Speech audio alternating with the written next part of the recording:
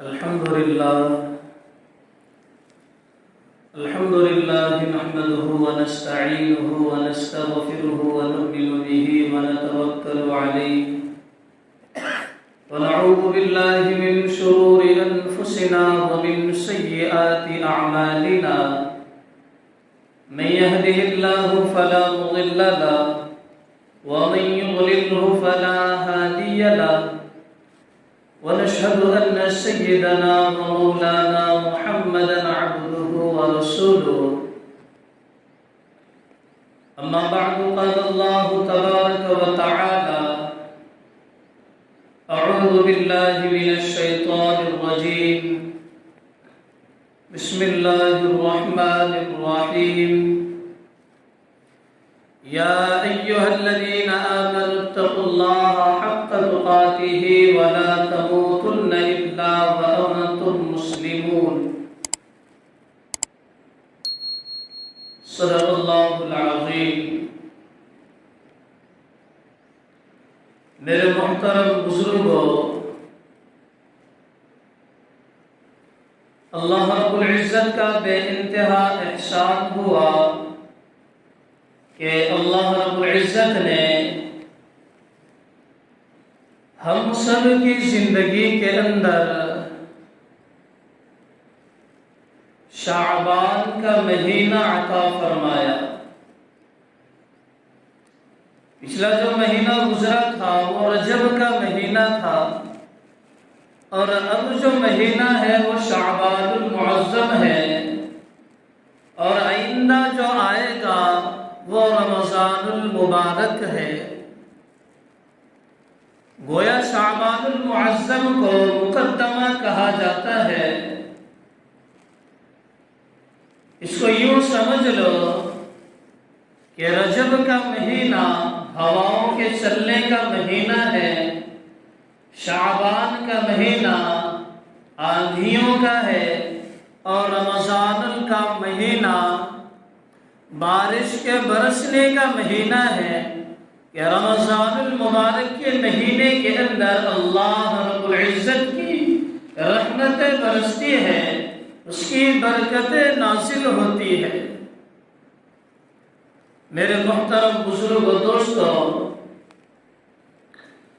رجب کے مہینے کی فضیلت کے لیے اللہ رب العزت نے قرآن مجید کے اندر آیت مبارکہ ان عدت الشہور عند اللہ 12 شہرا، یہ آیت مبارکہ نازل فرمائی جس کے اندر رجب کے مہینے کی فضیلت معلوم ہوتی ہے، اور شعبان کے مہینے کی فضیلت کے لیے یہ کافی ہے کہ اس کو رمضان المبارک کا مقدمہ کہا گیا ہے کہ رمضان المبارک سے پہلے شعبان کا مہینہ آتا ہے، اس سے اس مہینے کی فضیلت کا معلوم ہوتا ہے۔ شعبان کا مہینہ، یا یوں کہہ لو شعبان کا جو لفظ ہے 5 الفاظ کے ساتھ مل کر بنا ہے، جس کے اندر شین بھی ہے، عین ہے، با ہے، الف ہے اور نون ہے۔ اگر ہم ان 5 حرفوں کو اگر سوچیں اس کے اندر کیا پیغام دیا جا رہا ہے تو کھل کر بات ہمارے سامنے سمجھ کر آ جاتی ہے کہ کیا پیغام ہے۔ یہ جو 5 الفاظ ہے یا 5 حروف ہے، یہ الگ الگ الفاظ سے لیے گئے ہیں۔ شعبان کے اندر شین استعمال ہوا، شین سے مراد ہے شرافت، بزرگی۔ جو انسان شعبان المعظم کو اس کی برکات کے ساتھ یا جس طریقے سے شعبان کو گزارنا ہے اس طریقے سے شعبان کو گزار دے تو کہتے ہیں اللہ رب العزت اسے شرافت عطا فرمائیں گے، اسے بزرگی عطا فرمائیں گے۔ شین سے یہ مراد ہے، اور عین سے مراد علو مرتبہ یعنی بلند مقام و مرتبہ ہے۔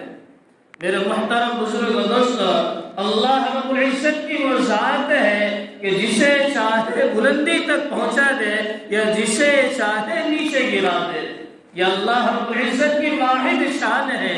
لیکن یہ شعبان کا لفظ ان الفاظ سے مل کر بنا ہے کہ جو انسان شعبان کو اللہ کے بتائے ہوئے طریقے، رسول اللہ صلی اللہ علیہ وسلم کے بتائے ہوئے اعمال کے مطابق گزارے گا، اللہ رب العزت اس کے مرتبے کو بلند فرمائے گا، علو مرتبہ بلند مرتبہ۔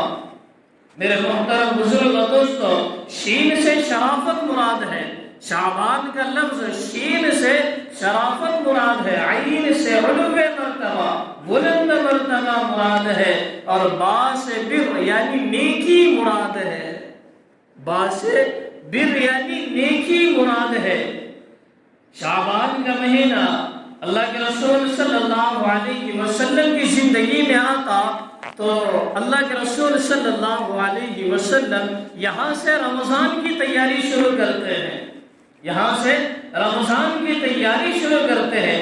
گویا اس کو یوں سمجھ لو، اگر ہم کوئی بڑا ایک جلسہ اگر منعقد کر رہے ہیں تو اس کی تیاریاں 1 مہینے پہلے سے شروع ہوتی ہے۔ کوئی اگر بڑا پروگرام ہمیں کرنا ہے تو اس کی تیاریاں 1 مہینے پہلے سے شروع ہو جاتی ہے۔ اللہ رب العزت کہتے ہیں رمضان کا مقدس مہینہ ہے، کیوں نہ اس کی بھی تیاری 1 مہینہ پہلے سے شروع ہو جائے، اس کی بھی تیاری 1 مہینہ پہلے سے شروع ہو جائے۔ تو اللہ کے رسول صلی اللہ علیہ وسلم کے بارے میں آتا ہے، حضرت اسامہ بن زید رضی اللہ تعالیٰ عنہ فرماتے ہیں اللہ کے رسول صلی اللہ علیہ وسلم سے کہ اللہ کے رسول آپ شعبان کے مہینے میں رمضان کے علاوہ کسی اور مہینے میں اتنی کثرت سے روزے نہیں رکھتے ہیں کہ جتنے کثرت سے شعبان کے مہینے میں روزے رکھتے ہیں۔ تو اللہ کے رسول صلی اللہ علیہ وسلم نے فرمایا کہ شعبان کے مہینے میں اللہ رب العزت کے سامنے بندوں کے نام اعمال پیش کیے جاتے ہیں، بندوں کے نام اعمال شعبان کے مہینے، ویسا پیر اور جمعرات کو یہ تو پیش ہوتے ہیں، لیکن شعبان کے مہینے میں بھی اللہ رب العزت کے سامنے بندوں کے اعمال پیش کیا جاتے ہیں۔ تو اللہ کے رسول صلی اللہ علیہ وسلم کہتے ہیں کہ جب میرے اعمال اللہ تعالیٰ کے سامنے پیش ہو تو میں روزے کی حالت میں ہوں، میرے نام اعمال پیش ہو تو میں روزے کی حالت میں ہوں۔ حضرت عائشہ صدیقہ رضی اللہ تعالی عنہ فرماتی ہے کہ میں نے اللہ کے رسول صلی اللہ علیہ وسلم کو شعبان کے مہینے میں اتنی کثرت سے روزے رکھتے ہوا دیکھا ہے کہ دیکھنے سے ایسا لگتا ہے کہ اللہ کے رسول اب افطار نہیں کریں گے، مطلب کہ اب روزہ نہیں چھوڑیں گے۔ اتنی کثرت سے اللہ کے رسول صلی اللہ علیہ وسلم شعبان کے مہینے میں روزے رکھتے تھے۔ کیا پتہ چلا کہ جسمانی اعتبار سے، نفسانی اعتبار سے آئندہ جو رمضان کا مہینہ آئے گا روزے فرض ہے، رکھنا ضروری ہے، نہیں رکھے گئے تو گناہ گار ہوگے، اللہ رب العزت کے عذاب کے مستحق ہوگے۔ اللہ کے رسول فرماتے ہیں کہ میں نفسانی طور پر، جسمانی طور پر اپنے آپ کو رمضان کے روزوں کے لیے تیار کر رہا ہوں۔ اچانک اگر کسی انسان کے سامنے اگر کوئی ہارڈ کام اگر پیش کر دیا جائے تو وہ انسان کرنے کے لیے پیچھے ہٹے گا۔ کوئی ایسا کام جو اس سے نہ ہو، ایسا اگر اسے دے دیا جائے تو وہ پیچھے ہٹے گا، کیونکہ اس کی پریکٹس نہیں ہے، پہلے سے میں کرتے ہوئے اس سے نہیں آیا ہو تو ذرا پیچھے ہٹے گا، ذرا پیچھے ہٹے گا، اور پیچھے ہٹنے کی بنیاد پر اللہ رب العزت کی نافرمانی لازم آئے گی۔ تو اللہ کے رسول کہتے ہیں کہ میں اپنے جسم کو پہلے ہی سے تیار کر رہا ہوں۔ میرے محترم بزرگ اور دوستو، دوسری روایت حضرت عائشہ صدیقہ رضی اللہ تعالی عنہ فرماتی ہے کہ شعبان کے مہینے میں میرے پچھلے سال کے جو روزے جسمانی مجبوری کی وجہ سے جو قضا ہو گئے تھے، میں شعبان کے مہینے میں اسے قضا کرتی تھی، میں بھی روزہ رہتی تھی اور اللہ کے رسول صلی اللہ علیہ وسلم بھی روزہ رہتے تھے۔ کتنا اچھا گھرانہ ہے کہ میاں بیوی دونوں بھی روزے کی حالت میں ہیں۔ اما عائشہ صدیقہ رضی اللہ تعالی عنہ بھی اور محبوب صلی اللہ علیہ وسلم بھی دونوں بھی روزے کی حالت میں ہیں۔ اس قدر روزوں کا اہتمام اللہ کے رسول صلی اللہ علیہ وسلم نے فرمایا. تو شعبان کے مہینے کے اندر جو با کا لفظ ہے، شعبان لفظ کے اندر جو با کا حرف استعمال ہوا ہے، اس سے نیکی مراد ہے، بر. جیسا اللہ کے رسول صلی اللہ علیہ وسلم نے فرمایا کہ میں روزے کثرت سے رہا کرتا تھا، عبادتوں کے اندر تیزی کیا کرتا تھا، روزے بھی رہتا تھا، نفل نمازیں بھی بہت سارے پڑھتا تھا. اگر ان طریقے کے مطابق شعبان کا مہینہ اگر گزرے گا تو اللہ رب العزت بر یعنی نیکی کی توفیق عطا فرماتے ہیں. میرے محترم بزرگ و دوستو، اگر ایک ایک لفظ کو دیکھا جائے تو وہ اپنی جگہ پر ایک الگ مفہوم بتاتا ہے، ایک نیا طریقہ بتاتا ہے ہمیں زندگی گزارنے کا، نیک اعمال کرنے کا ایک طریقہ بتلاتا ہے. جو انسان دنیا کے اندر وَلِمَنْ خَافَ مَقَامَ رَبِّهِ جَنَّتَانِ، اللہ رب العزت کے خوف سے یا اللہ رب العزت کے سامنے کھڑا ہونے سے ڈر کر دنیا کے اندر سیدھے راستے پر آ جائے کہ مجھے قیامت کے دن اللہ رب العزت کے سامنے کھڑا ہونا ہے، اللہ رب العزت کے سامنے کھڑا ہونا ہے، مجھے اللہ کا دیدار کرنا ہے. اگر میں گناہ کے اندر زندگی بسر کروں گا، نافرمانی کے اندر زندگی بسر کروں گا، معصیت میری زندگی کے اندر ہوگی، تو کیا حال ہوگا جب میں اللہ کے سامنے کھڑا ہوں گا؟ تو اللہ رب العزت کہتے ہیں اگر دل کے اندر یہ خیال بھی ہے، دنیا کے اندر آتا ہے، اگر یہ خیال کر کے بھی سیدھے راستے پر آ گیا، وَلِمَنْ خَافَ مَقَامَ رَبِّهِ جَنَّتَانِ، تو اللہ رب العزت اسے ایک جنت نہیں، جنتان بلکہ 2 جنتیں اسے عطا کریں گے. وَلِمَنْ خَافَ مَقَامَ رَبِّهِ جَنَّتَانِ، 2 جنتیں اللہ رب العزت اسے عطا کریں گے. میرے محترم بزرگ و دوستو، ہم اگر مسجد کے اندر اگر بیٹھے ہوئے ہیں، اگر کوئی انسان باتیں کرتا ہے تو نہ جاننے والا بھی شخص یہ کہتا ہے کہ مسجد ہے، اللہ کا گھر ہے، یہاں باتیں نہیں کرنا چاہیے. ظاہراً ہم یہ بتلاتے ہیں اللہ رب العزت کو کہ ہم جانتے ہیں مسجد کے اندر بات کرنے کا نتیجہ کیا ہے، اللہ رب العزت ناراض ہو جائیں گے. لیکن ہم جب مسجد سے باہر چلے جاتے ہیں، مسجد سے باہر چلے جاتے ہیں، مسجد کے اندر ہوتے ہیں تو خیال رہتا ہے کہ اللہ رب العزت ہمیں دیکھ رہا ہے، خیال رہتا ہے کہ اللہ رب العزت ہمیں دیکھ رہا ہے، ہم خاموش رہتے ہیں، اس کی فرما برداری کے ساتھ بیٹھتے ہیں. لیکن جب مسجد سے باہر چلے جاتے ہیں، اگر کوئی انسان گناہ کے اندر مبتلا ہے تب ہم نہیں کہتے. مسجد کے اندر ظاہراً بتلاتے ہیں کہ اللہ رب العزت کا خوف ہمارے دل کے اندر ہے، لیکن مسجد سے باہر چلے جاتے ہیں تب کیوں نہیں کہتے، تب کیوں نہیں اللہ کا خوف نظر آتا ہے، تب کیا ہو جاتا ہے ہمیں؟ اللہ رب العزت کی ذات کیا مسجد کے اندر دیکھ رہی ہے؟ کیا مسجد کے باہر اللہ رب العزت کی ذات ہمیں نہیں دیکھتی؟ کیا اللہ رب العزت مسجد کے باہر ہماری نگرانی نہیں کرتے؟ جبکہ قرآن مجید کے اندر اللہ رب العزت نے فرمایا ہے من حبل الورید کہ ہم انسان کی شہ رگ سے بھی زیادہ قریب ہے، ہم انسان کی شہ رگ سے بھی زیادہ قریب ہے. انسان چاہے جتنا چھپ کر گناہ کر لے، کہیں پر بھی چلا جائے، پہاڑ کے غفا کے اندر چلا جائے یا چٹان کے نیچے بیٹھ جائے، اللہ رب العزت کی ذات وہ ہے جو انسان کی شہ رگ سے بھی زیادہ قریب ہے. میرے محترم بزرگ دوستو، اللہ رب العزت کہتے ہیں وَلِمَنْ خَافَ مَقَامَ رَبِّهِ جَنَّتَانِ. جیسے مسجد کے اندر ہوتے ہوئے انسان کے دل کے اندر یہ خیال ہے کہ اللہ رب العزت ہمیں دیکھ رہے ہیں، یہی خیال مسجد کے باہر بھی ہونا چاہیے. جو خیال مسجد کے اندر ہے اللہ رب العزت ہمیں دیکھ رہے ہیں، ہمیں خاموش رہنا چاہیے. ہمیں فرمانبرداری کے اندر رہنا چاہیے، ہمیں گناہوں سے بچنا چاہیے، نازیبا کلمات سے بچنا چاہیے۔ یہ خیال مسجد کے اندر آتا ہے، مسجد کے باہر کیوں نہیں آتا؟ یہ خیال مسجد کے باہر بھی آنا چاہیے۔ جب یہ کیفیت پیدا ہو جائے گی تو اللہ رب العزت پھر یعنی نیکی کی توفیق دیں گے۔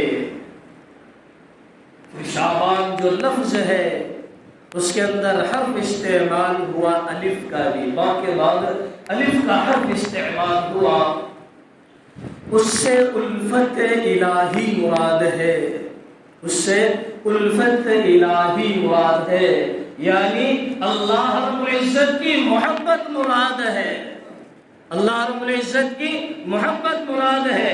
جیسے اللہ کے رسول صلی اللہ علیہ وسلم نے انسانوں کو بتلایا کہ شعبان کے مہینے کے اندر میں کون سے اعمال کرتا تھا۔ ایک ایک صحابی اللہ کے رسول صلی اللہ علیہ وسلم کو دیکھتا، حیران ہو کر پوچھتا کہ شعبان کے مہینے میں اتنی زیادہ عبادتیں کیوں؟ تو جواب دیتے اس لیے اتنی زیادہ عبادتیں ہیں کہ میرے نام اعمال وہاں پہنچیں گے، اس طریقے کے مطابق زندگی گزاریں گے۔ تو کہتے ہیں الفت الہی یعنی اللہ رب العزت کی محبت، اللہ رب العزت کی رضا نصیب ہوگی۔ دنیا کے اندر آنے کا حقیقی مقصد جسے ہم آپ کے الفاظ کے اندر ہم سمجھتے ہیں وہ یہ کہ اللہ راضی ہو جائے۔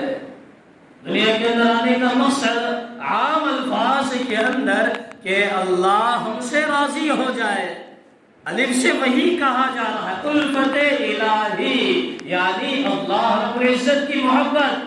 یحببکم اللہ ویغفر لکم، محبت ہوگی تو اللہ رب العزت کہتے ہیں محبت بھی دوں گا، محبت بھی دوں گا، اور ساتھ میں یغفرکم اللہ، اس کی مغفرت بھی کروں گا۔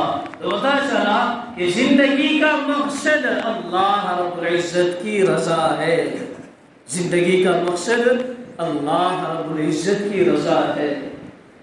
پھر اخیر کے اندر شعبان کے حروف کے اندر نون بھی آیا ہے، اور ہمارے علماء نے نون سے مراد نور ہدایت لیا ہے۔ نور سے مراد نور ہدایت ہے، یعنی ہدایت کا نور ہمیں میسر ہو جائے، ہدایت کا نور ہمیں میسر ہو جائے، نیکی کی توفیق ہو جانا یہ ہدایت ہی کی ایک شاخ ہے۔ نیکی کی توفیق ہونا، ہدایت ملے گی تو سمجھ لینا نیکی کی بھی توفیق اللہ رب العزت نے ہم کو عطا کی ہے۔ میرے محترم بزرگ دوستو، شعبان کا مہینہ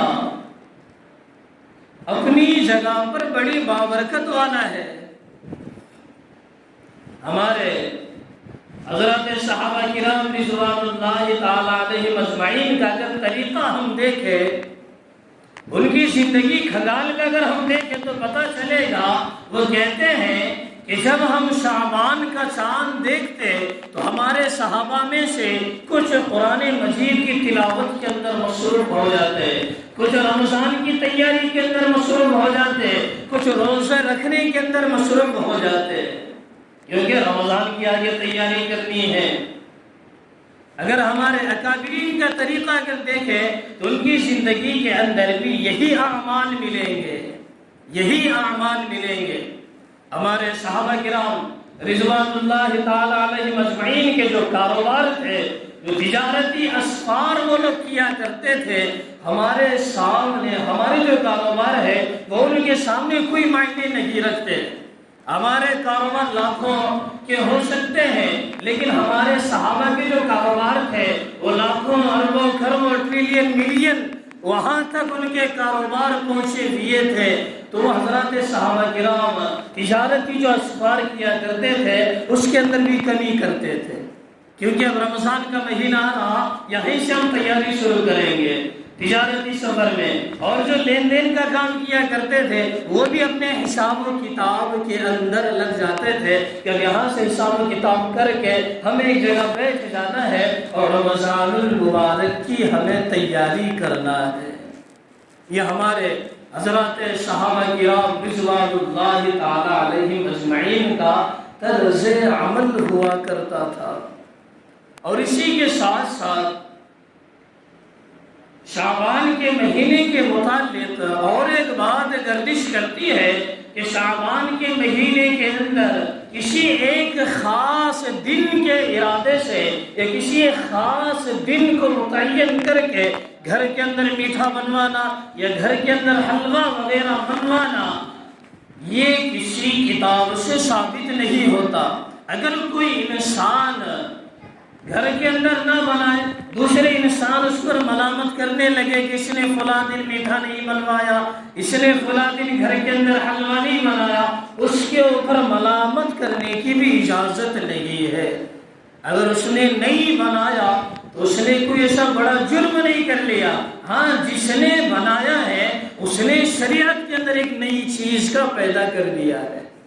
میٹھا کھانا کوئی جرم نہیں ہے، لیکن یہ خاص دن کو مخصوص کر کے اس دن میٹھا کھانا یہ منع ہے۔ پورے سال ہم لوگ نہیں کھاتے، ایک دن مخصوص کر لے کہ ہم اس دن میٹھا کھانے کی عید مناتے ہیں یا میٹھا کھانے کو ضروری سمجھتے ہیں۔ پورے سال آپ میٹھا کھاتے رہے، کوئی آپ کے اوپر زور زبردستی نہیں ہے، لیکن خاص دن متعین کر کے میٹھا بنوانا، کوئی نہ بنائے تو اس کے اوپر ملامت کرنا، اس سے بول چال بند کر دینا، یا اس کے خلاف اپنے ذہنوں کے اندر یا اپنے دماغوں کے اندر کوئی اور بات پیدا کر لینا، یہ اسلامی شریعت کے خلاف ہے، ایسا کرنے کی اجازت نہیں ہے۔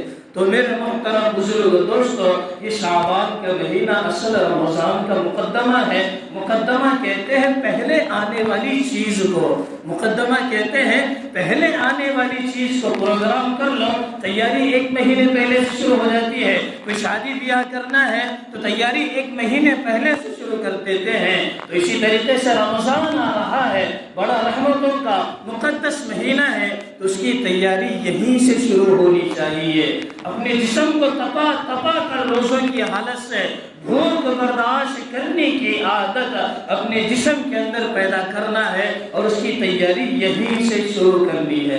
تو میرے محترم بزرگ دوستو، اللہ رب العزت سے دعا ہے کہ اللہ رب العزت ہم سب کو کہی ہوئی باتوں پر عمل کرنے کی توفیق عطا فرمائے۔ وآخر دعوانا ان الحمد للہ رب العالمین۔